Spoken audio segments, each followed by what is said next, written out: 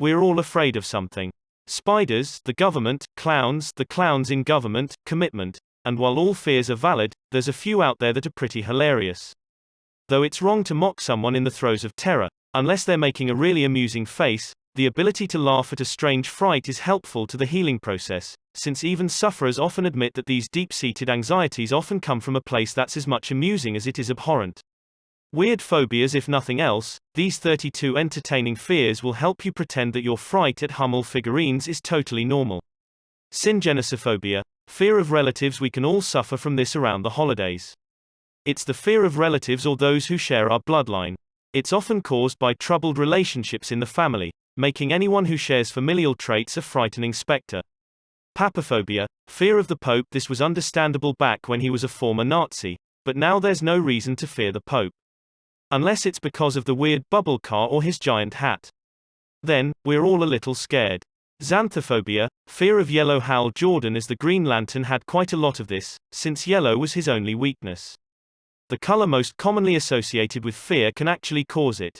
Alanis would say that's ironic, because it isn't. Lipophobia, fear of becoming fat. Not just the fear of fat on your steak, or of being trapped on a plane with an overweight person who might decide cannibalism is the way to go after a crash. This is the dire fear of eventually gaining weight. Not to be confused with anorexia nervosa, which is an offshoot of OCD. Linonophobia, fear of string. Forget a career as a professional yo-yoer, a seamstress, tailor, or master quilter if you're a linonophobic. In spite of the name, sufferers have shown no aversion to string theory, which makes physics a possible alternative job path. Zemophobia, fear of the great mole rat. While these people tend to be afraid of all naked mole rats, the fear itself is of the great mole rat, which, as far as modern science knows, isn't a real thing. Arachibutyrophobia, fear of peanut butter sticking to the roof of one's mouth. A highly specific fear, but one that takes on a deeply physical sensation.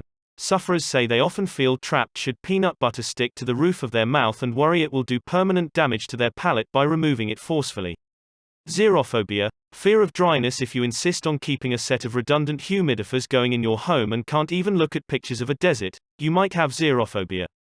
This can also carry with it a fear of dying of thirst, and a trauma associated with being denied water.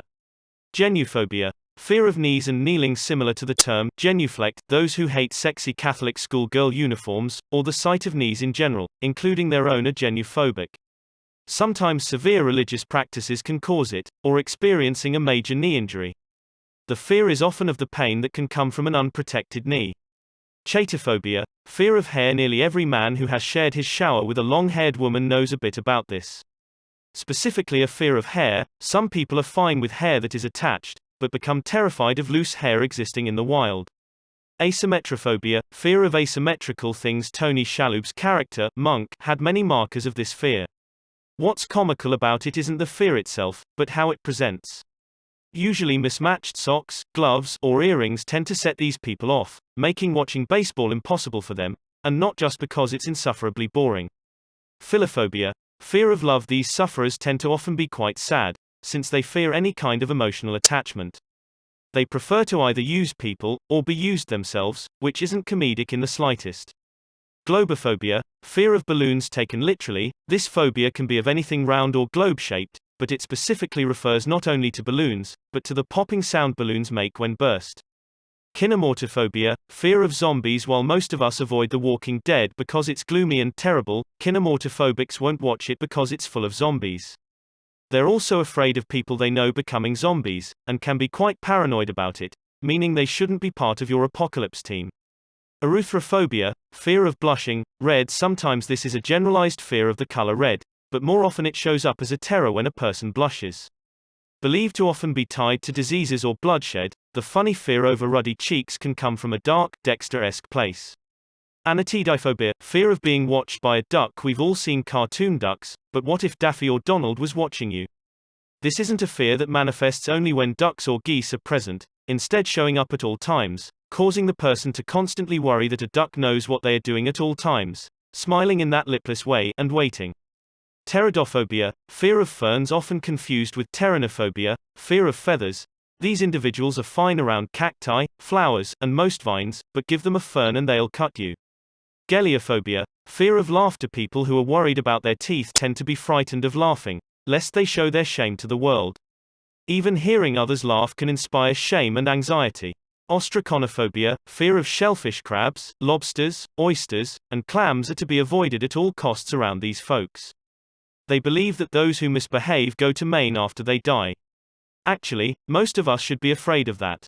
Aliophobia, fear of flutes, though less persistent these days. Flute fear often was caused by PTSD in the early days of warfare, when 5 players were common on the battlefield. Dikenophobia, fear of dinner parties, a strange phobic reaction that came from societies too full of rules. Many individuals became utterly afraid of carrying on a conversation while dining, as the thought of either seeing chewed food or breaking a social more sent them into isolation until after the meal was done. Metrophobia, fear of poetry. Don't compare these people to a summer's day.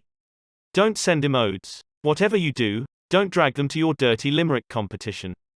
They fear meted writing, and given how much of it is complete agony to hear, no one blames them.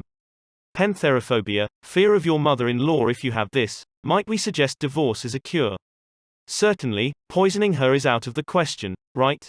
Xenophophobia, fear of beautiful women going beyond a set of sweaty palms and a little bit of stammering when faced with a pretty lady. Those who toil under this malady avoid attractive women at all costs, mostly by spending a lot of time in Detroit.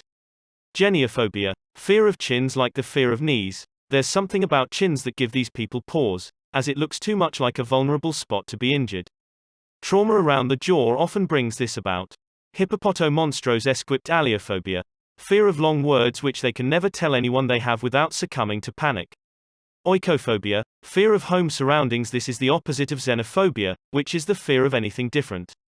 Here, people are terrified of the familiar. The more quaint and cozy something is, the less they trust it. Omphilophobia, fear of the navel. Anyone who's spent a little time really exploring their own navel will probably understand this fear.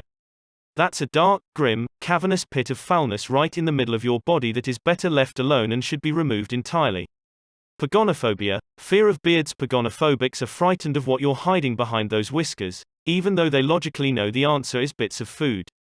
Ergophobia, fear of workwear. Writers in particular have this to a great degree and should be allowed to go on disability as a result.